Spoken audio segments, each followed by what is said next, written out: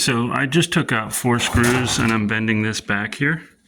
You can see the fan in there. The fan is actually hitting ice.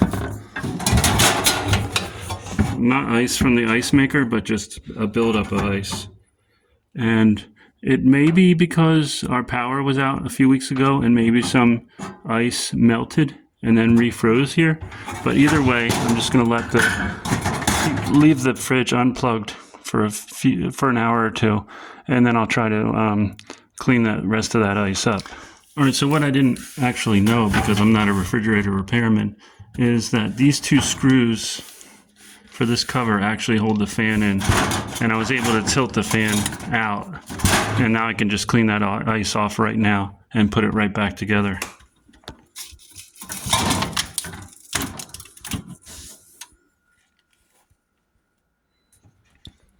All right, so the fan isn't actually held in by screws. It just is held in by the tension of this cover. And it has that white rubber gasket to kind of keep it in place.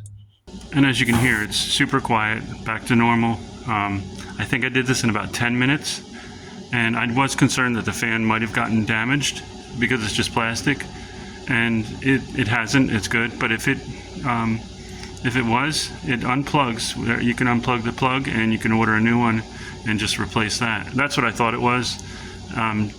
Again, I'm not a refrigerator repairman, but I used to work on cars, and I knew it was a fan sound just by the sound of it. I didn't expect the ice though, but it's good. Yeah, so this is a Frigidaire. There's all the specifications there. But this would apply to just about any fridge.